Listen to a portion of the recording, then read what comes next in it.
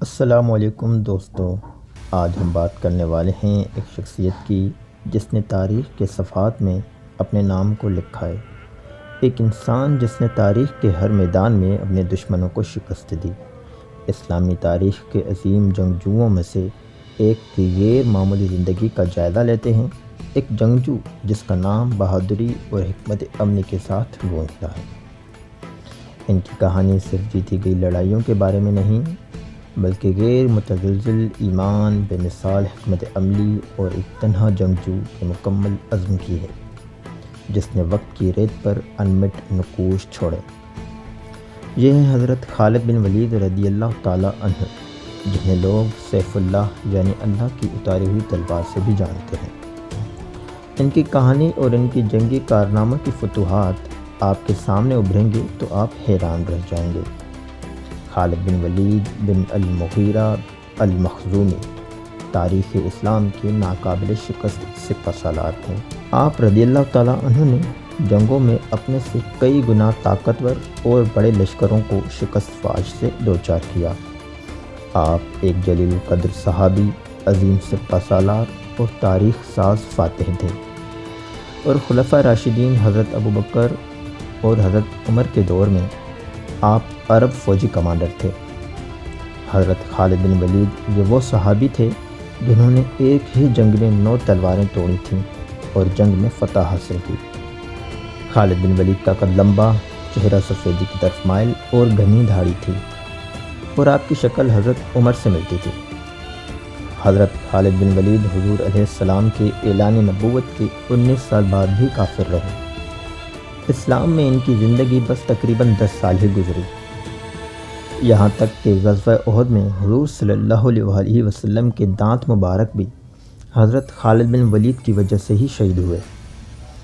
اس موقع پر حضور صلی اللہ علیہ وسلم نے بددعا فرمائی کہ اللہ ایسی قوم کو کیسے ہدایت دے گا جو اپنے نبی کا چہرہ خون سے رنگ دیں، لیکن اللہ کو حضرت خالد بن ولید کا مسلمان ہونا منظور تھا۔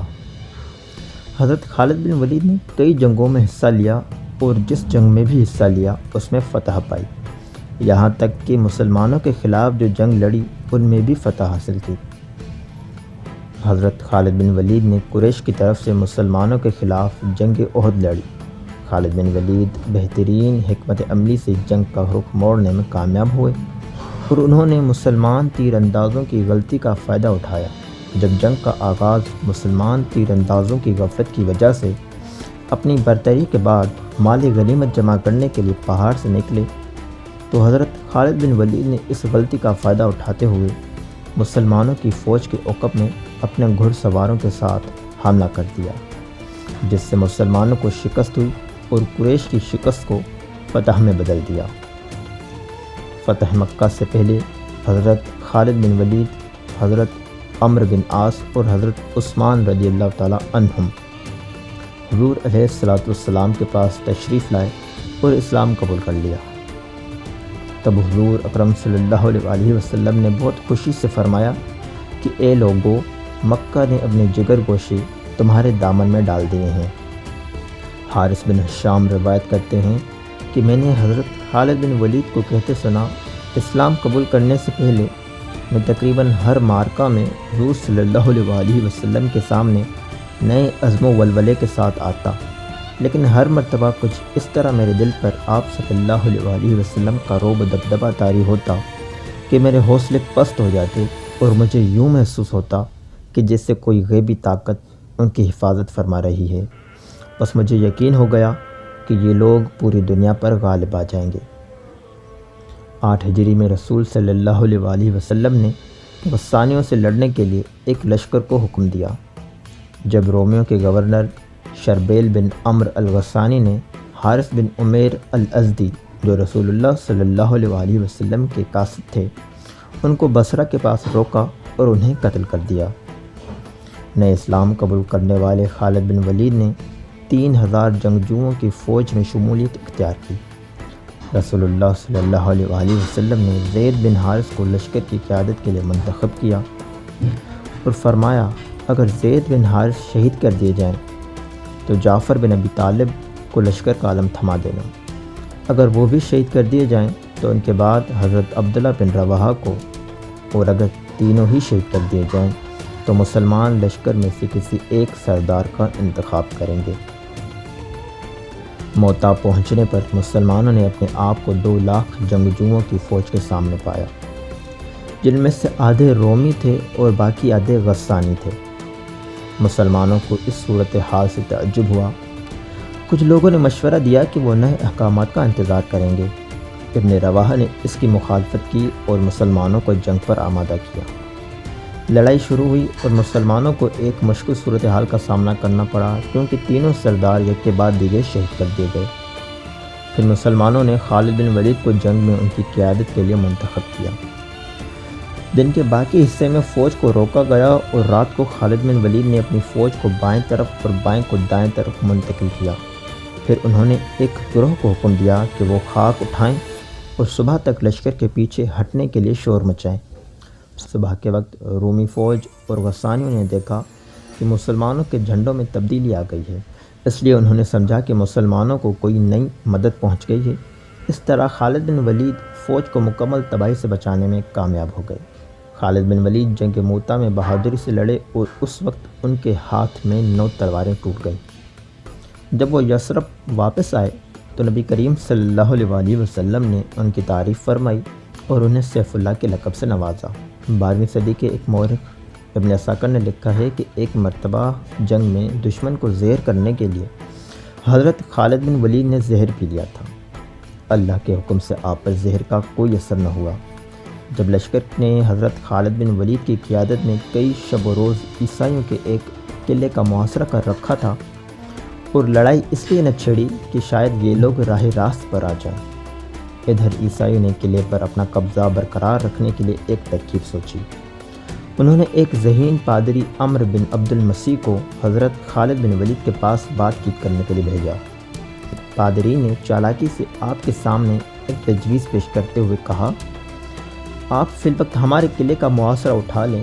اگر آپ نے دوسرے قلعہ فتح کر لیے تو ہم اپنے قلعے کا قبضہ بغیر کسی لڑائی اور مزاحمت کے آپ کے حوالے کر دیں گے۔ حضرت خالد بن ولید نے فرمایا کہ نہیں، ہم پہلے اس قلعے کو فتح کریں گے اور پھر بعد میں کسی دوسرے قلعے کا رخ کریں گے۔